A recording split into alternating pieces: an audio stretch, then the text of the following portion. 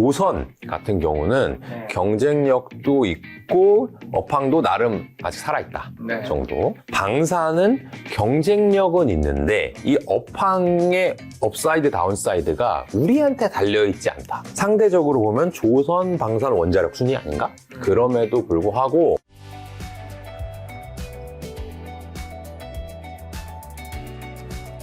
더퍼블릭 자사운용의 김현준 대표님과 이제 올해 마지막 촬영을 하고 있는데, 올해 돌아보셨을 때 자사운용사의 뭐 어쨌든 고객이 돈을 운영해 주시는 거잖아요. 그 수익은 괜찮으셨는지, 그리고 또 자사운용사 대표로서 올 한 해는 이 주식 투자자에서 장이 좀 어땠다고 보시는지, 또 개인 간 또 느낌이 다를 것 같아요. 그 두 가지가 다 비슷합니다. 저희의 성과나 자산운용사 대표로서의 감정? 뭐 쏠찬히 벌었어요. 벌었는데 사실 SK 하이닉스 하나만 갖고 있었으면 훨씬 더 많이 벌 수 있는 기회가 있었고, 네. 그게 결국에는 코스피 전체를 또 끌어올렸잖아요. 네. 근데 그거보다는 못 벌었습니다. 뭐 SK스 너무 많이 올랐으니까. 네, 그래서 그게 참 아쉽고요. 네. 근데 어떻게 돌아가서 내가 8, 9월에 SK 하이닉스를 그렇게 많이 살 수 있을까 하면 지금도 못할 것 같긴 해요. 근데 이게 저만의 마음이 아니고요. 네. 자산운용사들 대부분 비슷한 마음을 갖고 있는 것 같고요. 제가 이제 다른 대표님들 소문을 들어보면은, 특히나 저희는 작은 회사인데 더 유명한 회사, 더 큰 회사일수록 조금 소외감, 박탈감을 느끼신 것 같아요. 왜냐면 그들이 커진 이유는 지금까지 좀 안정적으로 꾸준히 잘 벌어왔기 때문에 손님들이 이제 얘네 꾸준히 잘해. 그 장이 안 좋을 때도 잘 방어하고 벌어줘. 이런 게 지금까지는 먹히는 컨셉이었다면, 올해는 그냥 반도체, 뭐 AI, 하이닉스를 얼마나 갖고 있었어? 그래서 시장을 이겼어, 졌어. 뭐 이걸로 이제 이분법화 되다 보니까 그런 회사가 많진 않거든요. 네.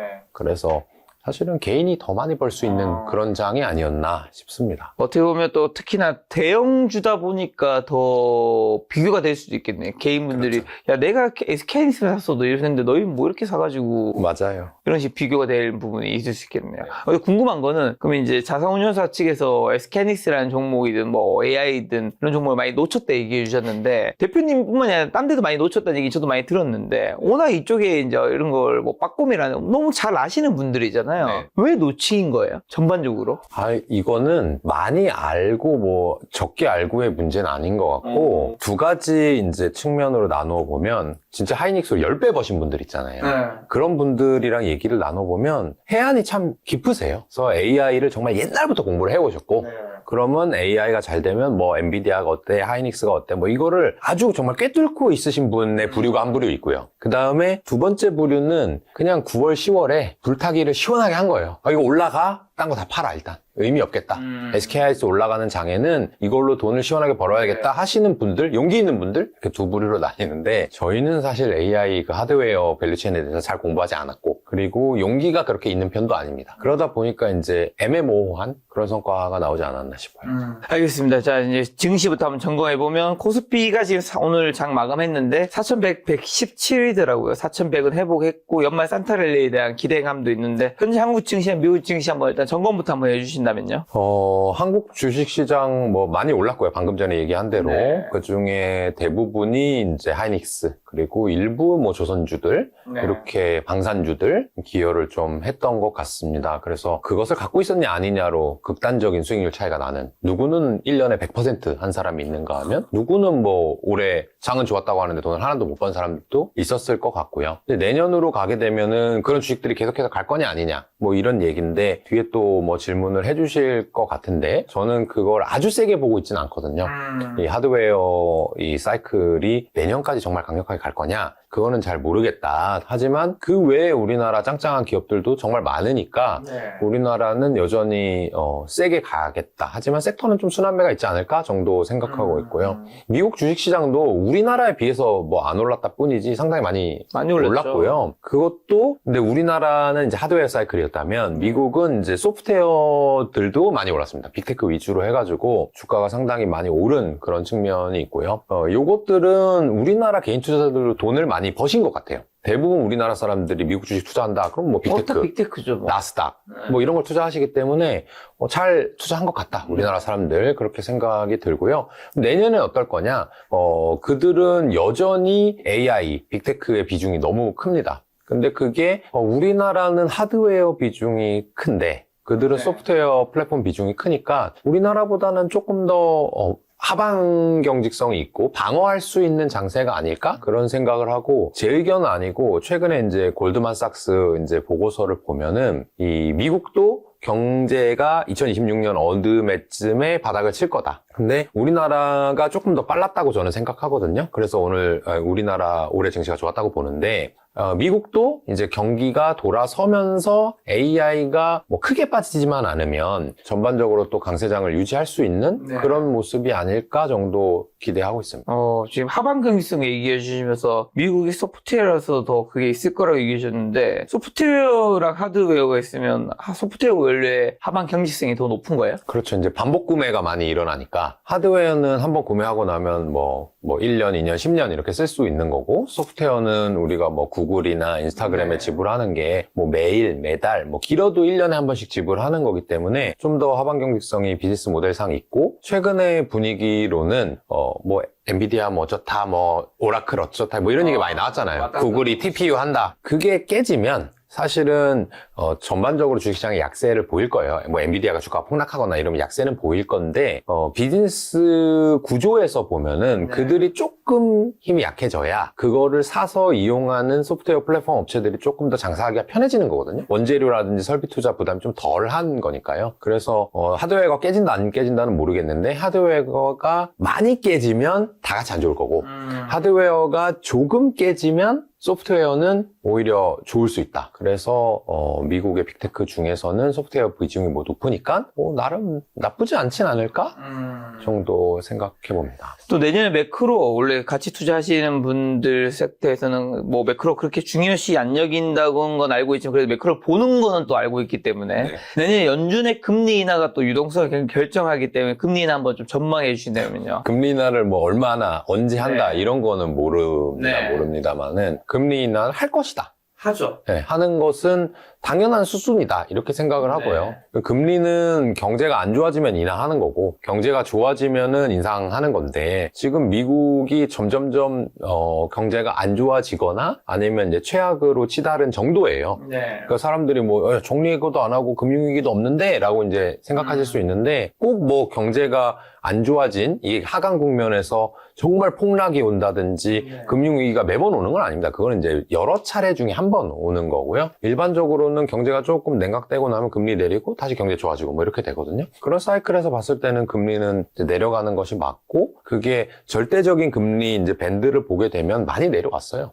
내년 어느 시점이면은 금리도 저점을 확인할 거고 그 얘기는 미국의 경제도 내년 어느 시점에 저점을 확인할 거니까 올라간다. 경제가 좋아진다. 라고 볼 수 있을 것 같아요. 자, 그리고 또 아까 전에 올해 뜨거웠던 게 SK 하이닉스랑 방산, 조선 뭐 이런 거 얘기해 주셔서 조방은 요즘 좀 조용하죠. 요 섹터 내년에 어떻게 보세요? 이제 끝난 건가요? 그렇게 극단적으로 하면 네. 또 악플이 많이 달리기 때문에 네. 제가 이제 조금 조심스럽게 말씀드리면 조선 같은 경우는 네. 경쟁력도 있고 업황도 나름 아직 살아있다 네. 정도. 방사는 경쟁력은 있는데 이 업황의 업사이드 다운사이드가 우리한테 달려있지 않다. 걔네들이 싸우냐 안 싸우냐 그렇죠. 이거에 달려있다. 예를 들면 뭐 우크라이나랑 러시아랑 계속 싸울 거냐 네. 또는 독일 뭐 이런 프랑스 나토 애들이 러시아를 견제할 거냐 말 거냐 뭐 이런 거에 달려있는 문제니까 조금 외부 환경에 노출이 많이 돼 있다 이렇게 보고 그다음에 원자력 같은 경우에는 지금 돈을 버는 게 아니에요 얘네들이. 근데 왜 주가가 오르냐? 이 원전을 세워야 될 것 같아. 라든지 아니면 야 원전이 뭐 신재생보다 훨씬 더 좋은 에너지야 이런 얘기가 있으니까 오르는 거예요. 그러면 있은 다음에 타당성 조사를 막 하죠. 네. 근데 예를 들어서 우리 집 앞에 원자력 짓는다고 하면 또 싫잖아요 사람들이. 싫죠. 그럼 또 이거 막 시간이 오래 걸립니다. 짓기로 하고 짓는데 엄청 걸려요. 우리나라가 가장 크게 수출한 게 아랍에미레이트에다가 원전을 수출한 적이 있거든요. 그거 수출하고 나서 가동될 때까지 제가 알기로는 거의 10년 걸렸어요. 그러면 그때 동안 건설한 이후에 돈 벌고 뭐 이렇게 되는 거니까 이것은 외부 환경은 좋은데 근데 내부에 실제로 돈을 버는지 안 버는지 모르겠다 이런 상황이거든요. 근데 그 시간이 되게 길잖아요. 근데 이 외부 환경이라는 것도 정치권이에요. 그러면 우리나라 정부는 뭐 5년, 미국 정부는 4년 뭐 이런 임기가 있잖아요. 그러면 그 이후에 이 사람들이 계속해서 같은 사람이 집권을 할지, 집권을 해도 다른 생각을 할지 그걸 모르니까 상대적으로 보면 조선 방산 원자력 순위 아닌가? 이렇게 생각이 들어요. 그럼에도 불구하고 조선도 이미 이게 투자자들이 뭐 앞으로 좋을 거야 뭐 이렇게 얘기는 하는데 조선은 산업이 되게 오래된 산업이고요. 우리나라에서 이 전문가 되게 많아요. 그런 분들이 이 회사가 수주를 얼마나 하고 어떤 가격에 하고 이런 거 다 분석했을 거란 말이죠. 그러니까 조선이 그나마 나은데 그것도 굳이 내년에 투자를 계속 해야 될까? 라고 하면 저는 좀 퀘스천 마크 상황입니다. 다 엄청 뭐 좋게 보는 건 아니네요. 네. 뭐 사실 충분히 많이 올랐고 물론 조정받은 것도 있겠지만 그러면 이제 여기서 원전만 좀 더 여쭤보면 트럼프 대통령의 원전 르네상스 선언과 AI 데이터 센터 전력 폭증이 맞물려서 오른 것도 있는데 이게 지금의 원전주 투자의 제2의 전성기 초입이라 보시는지 지금 원전주에 진입하는 건 이미 늦었다고 후자로 쪽으로 보시는 것 가까운 느낌이네요. 산업은 성장하겠지만 그렇죠. 성장할 수도 있다. 근데 안 할 수도 있다고 저는 생각을 하고요. 이게 원전 뭐 트럼프 대통령하고 뭐 AI 데이터 센터 이런 것만 놓고 본다면은 AI 데이터 센터를 많이 지어야 돼요. 그건 확실해요. 근데 지금보다 정말 많이 지어야 될까? 아니면 이제 빅테크 중에 한두 개가 우리 AI 이제 그만 짓자 할 거냐? 그거 잘 모르는 거죠. 그 다음에 트럼프 대통령이 계속해서 이 정책을 할 거냐? 또는 3년 후에 다른 대통령이 돼서 또 같은 걸 할 거냐 다를 거냐 그걸 모르는 거예요. 그러다 보니까 제2의 전성기의 초입일 수는 있죠. 그 산업 담당자 예를 들면 원자력 공학과 학생 거의 교수님, 뭐 업체, 뭐 두산중공업 이런 사람들이 그렇게 생각할 수는 있어요. 근데 그게 정말 될 거냐 안 될 거냐는 잘 모르고 또 하나는 제가 최근에 하워드 막스가 쓴 글을 읽었거든요. 아주 최근 12월 글일 거예요 아마. 그분이 어떤 얘기를 했냐면 버블에 대한 얘기를 하다가 이런 얘기를 했습니다. 이 원전이랑 맞아떨어지는 얘기인데 원전이 뭐 제2의 르네상스, 뭐 성장기 뭐 이렇게 도입할 수는 있는데 그런 것들이 주가가 오르는 것은 매우 초반에 오른다. 이렇게 설비 투자를 이렇게 할 거야, 원전 지을 거야 할 때 다 오르고 그 다음부터는 실제로 산업이 돈을 버냐 마냐는 주식시장에선 별로 중요하지 않더라. 라는 거거든요. 그러면 지금 그 초입에 투자는 해야 되는데 초입인데 주가가 올랐잖아요. 올랐죠. 그래서 누군가는 투자를 해서 돈을 번 거죠 이미. 그러니까 그런 관점에서 볼 때는 좀 늦은 감이 있다. 그리고 아까도 이제 대표님 말씀해 주셨는데 원전의 건설 기간이 아까 10년에 달할 정도 긴 경우도 있는데 이게 실적이 지금 어쨌든 찍히지 않은데 기대감으로 올랐단 말이죠. 그럼 만약에 이제 이런 것에 대한 주가에 대한 오른 거에 대한 리스크로 떨어진 것도 좀 가파를 수 있을까? 사실 방산이나 조선은 실적이 다 찍혔잖아요. 그렇죠. 네. 그게 이제 원전이 실적이 찍힌, 물론 이제 원전을 뭐 설계하는 회사도 있고요. 건설하는 회사, 뭐 거기다 기자재를 넣는 회사, 가동하는 회사 다 달라요. 그러니까 원전 투자하시는 분이 당연히 똑똑하게 설계하는 회사부터 뭐 이렇게 생각을 투자를 하셨겠죠. 그리고 이제 나중에 뭐 가동하는 회사, 정비하는 회사, 운영하는 회사 이런 거를 지금 투자하거나 이러진 않으셨을 거예요. 그럼에도 불구하고 앞에 있는 설계라든지 건설하는 회사들이 아직 실적이 찍히기 전이니 그리고 어떻게 찍힐지 잘 모르고 제가 원전을 여러분들 싫어하는 게 아니에요. 제가 옛날에 원전 공부를 진짜 많이 했어요. 이 2차 르네상스라고 해주셨거든요. 제2의 전성기. 이 제1의 전성기가 한 10년 전에 진짜 있었어요. 우리나라가 중동에 원전 많이 수출한다 할 때 우리나라가 원전에 되게 강대국이고 선진국이거든요. 근데 그때 관련된 주식들 있잖아요. 진짜 주가 많이 올랐어요. 초반에는. 근데 그러고 나서 제가 이제 뭐 1년 후, 2년 후, 5년 후, 10년 이렇게 봤잖아요. 그렇게 다 돈을 못 벌었어요. 그때는 우리가 원전 한 기를 지으면 뭐 1년 후에 얼마, 뭐 5년 후, 10년 동안 얼마 뭐 이렇게 번다라고 했어요. 근데 그게 수주를, 그러니까 발주를 하는 쪽, 우리나라 기준으로 보면 이제 아랍에미레이트 쪽에서 더 갑인 거예요. 알고 보니까. 그러니까 우리가 야 이거 해가지고 1조 벌 거야 라고 했는데 일단 계약을 찍은 다음에는 깜깜이야. 그래서 야 이거 1조 주긴 좀 그렇다. 한 8천억만 줄게 라고 했을 때 이 원전 업체들이 싫은데? 할 수가 없어요. 그거를 되게 적은 사이트에 한두 개 짓고 돈을 많이 버는 비즈니스잖아요. 라면 회사는 매일 이렇게 팔아가지고 쭉쭉쭉 버는 회사고. 그러니까 그런 수주 비즈니스의 특성상 나중에 까봤더니 지금보다 많이 벌지 못하는 경우가 훨씬 많았거든요. 네. 그러니까 아직 이익이 안 나온 상황에서는 더더욱 그런 부분을 좀 면밀하게 검토할 네. 필요가 있습니다. 그렇다면 다른 성전 6세트를 로봇 여쭤보면 정부가 로봇 산업 육성에 150조 원을 투입하고 규제를 푼다고 했는데 이 정책이 실제 기업들의 매출로 연결된 시점은 언제쯤으로 보시고, 그리고 정부가 중국산 산업용 로봇에 대해 반덤핑 관세 매기기로 했죠. 이게 국산 로봇 기업들에게 확실한 호재가 되는지, 내년에 로봇 섹터는 어떻게 보시는지. 작가님이랑 같이 적은 그 머니트렌드 네. 2026에도 네. 2026년 로봇 시장 좋을 거다. 큰 테마다라고 네. 적었어요. 네. 근데 그게 잘 읽어보신 분은 아시겠지만 해외 분야이고 국내 로봇이다라고 제가 딱 찝진 않았거든요. 그러니까 국내 로봇 수혜주들을 보면 주로 로봇에 들어가는 부품들을 만들어요. 그러니까 잘해요. 우리나라가 이제 부품 만들고 뭐 설계하고 장비 이런 거 제조 기술 엄청 뛰어나잖아요. 그러니까 앞으로 로봇 시장이 확대되면 분명히 우리나라 수혜주들이 돈을 잘 벌 걸로 생각을 합니다. 그리고 지금 정부가 뭐 돈 풀고 그다음에 펀드도 만든다고 그랬어요. 펀드 만들어가지고 로봇 회사에 직접 투자를 해주겠다. 그리고 뭐 반덤핑 과세 이런 것들도 다 좋은 정책이다. 이렇게 생각을 하는데 그게 이제 두 가지로 나눠서 봐야 됩니다. 얘네가 정말로 로봇을 잘 만들어서 주가가 오를 회사인 건지 아니면 그냥 조금 부품을 만들고 있는데 관련한 부품을 만든다고 해서 주가만 오른 건지 이 두 가지를 분석을 해야 되는데 일반적으로 이 로봇 부품 만드는 회사가요. 원래 로봇을 했던 애들은 아니에요. 그냥 뭐 공장에 들어가는 거, 또 뭐 자동차 부품 이런 걸 하던 회사거든요. 뭐 아니면 전자제품 부품.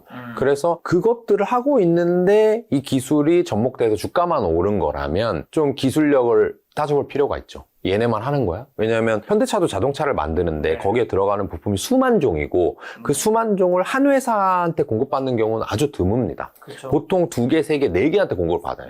경쟁을 붙여버린단 말이에요. 그런 거랑 비슷하게 될 수도 있죠. 이게 결국에는 제가 가장 관심 있게 보는 건 완제품 로봇을 만들어가지고 뭐 그게 소비자가 됐건 뭐 공장이 됐건 뭐 가게가 됐건 이렇게 브랜드로 팔 수 있는 회사가 좋다고 보는데 그 회사들이랑 대등하게 경쟁할 수 있는 부품 회사인가? 아니면 그냥 원 오브 댐 공급하고 많은 회사, 거기서 끝나는 회사인가? 이게 중요하다고 생각합니다.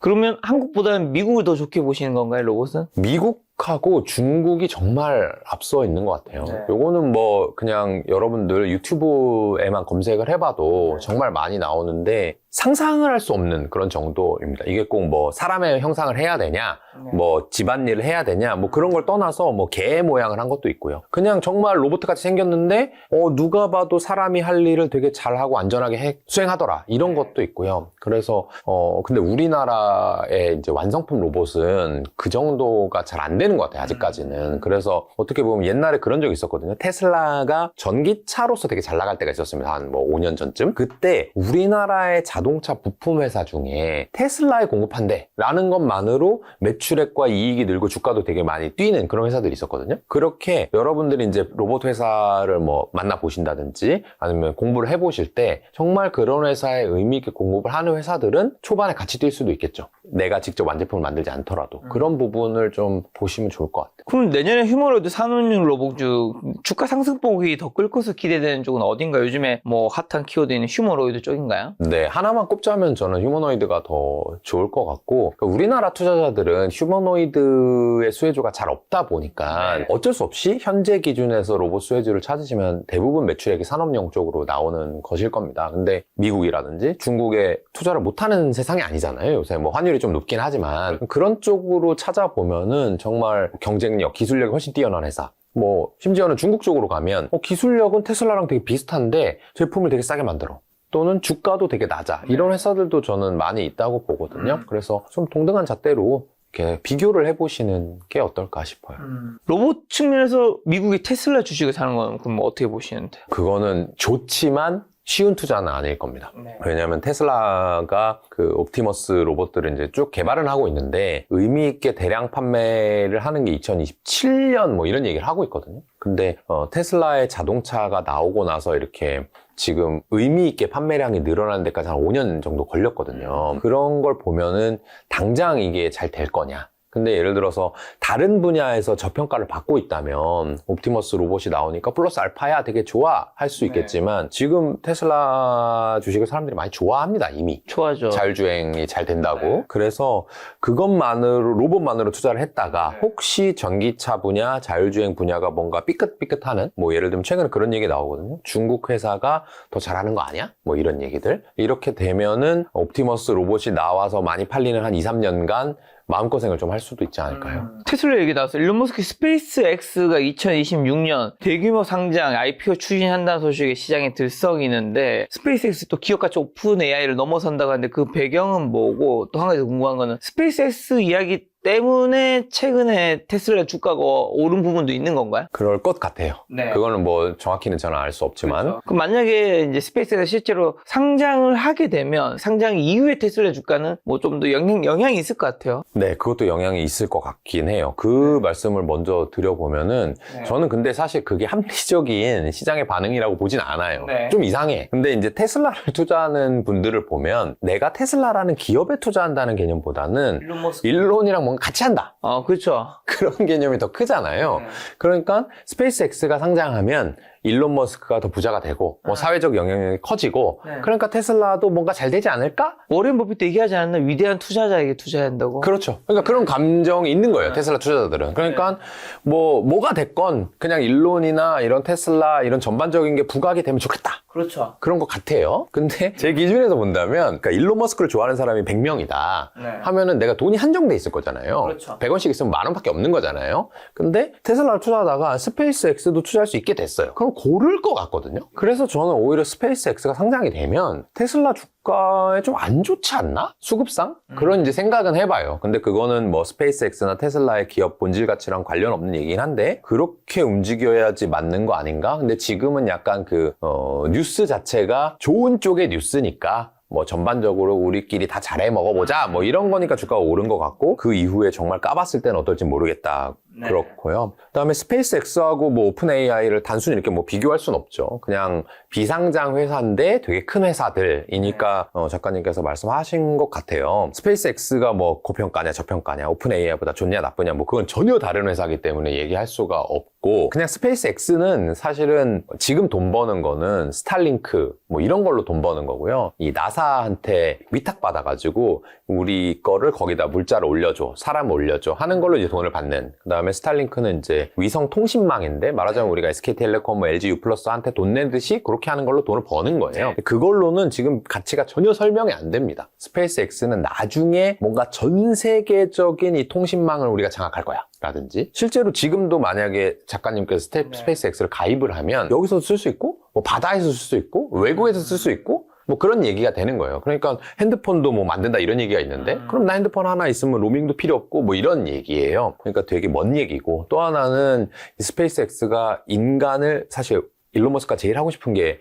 화성 개척이에요. 그 사람 자서전 봐서 한 줄로 요약하라면 사람을 화성으로 보낸다. 근데 그게 지금 우리가 수명이 100살밖에 안 되는데 당장 뭐 갈 필요도 없고 그게 뭐 간다고 해서 돈 버는 것도 아니고 그러니까 저는 너무 미래 가치를 많이 반영한 회사가 아닌가 싶고요. 테슬라라고 하는 거는 지금 자동차 팔고 있고 뭐 자율주행차 뭐 돈을 벌고 있고 뭐 이익이라는 소리가 아니고 매출이 나고 있고 하니까 좀 먼 미래지만 감이 오는 미래라면 스페이스X는 정말 그런 건가? 그건 잘 모르겠다. 계산하기 어렵다. 인 거고 오픈 AI는 지금 돈을 벌고 있죠. 매출이 많이 나죠. 여러분들이 챗GPT 유료 구독하면은 오픈 AI가 돈을 버는 건 사실입니다. 근데 그렇다고 해서 또 오픈 AI가 되게 좋냐 지금 주식적으로 나중에 모든 사람들이 챗GPT를 안 쓰고 뭔가 제미나이를 쓰게 되면 오픈 AI는 망합니다. 아예. 그렇죠. 지금도 매우 큰 적자를 보고 있고 그 돈을 자꾸 빌리고 유상증자를 해서 데이터 센터를 짓고 그걸로 연구해서 챗GPT를 자꾸 업그레이드 시키는데 제미나이한테 안 되는 거예요. 그러니까 지금 아직 점유율은 챗GPT가 더 좋긴 하지. 뭐 성능은 또 그렇죠. 제미나이가 좋다고 하고. 근데 어쨌든 지금 큰 적자고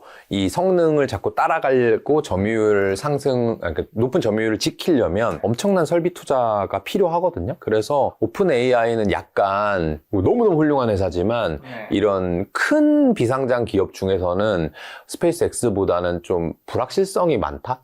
어차피 스페이스X 투자하는 사람들은 난 모르겠고 한 200년 내에 화성만 가면 돼. 네. 뭐 이런 게 중요한. 기술만 보면 되는 사람들. 근데 오픈 AI는 이미 현실로 왔잖아요. 챗GPT가 무조건 제미나를 이겨야만 해. 그렇죠. 근데 불확실성으로 생각하시는 분들이 모르겠는데 네. 뭐 그런 상황이고, 저는 그 작가님이 말씀하셨다시피 이제 펀더멘탈 기업 본질 가치를 보는 기본적인 가치 투자자이기 때문에 두 회사 다 엄청난 손실을 보고 있는데 이 가격에 투자를 해야 되냐라고 하면 되게 어려운 투자가 되겠죠.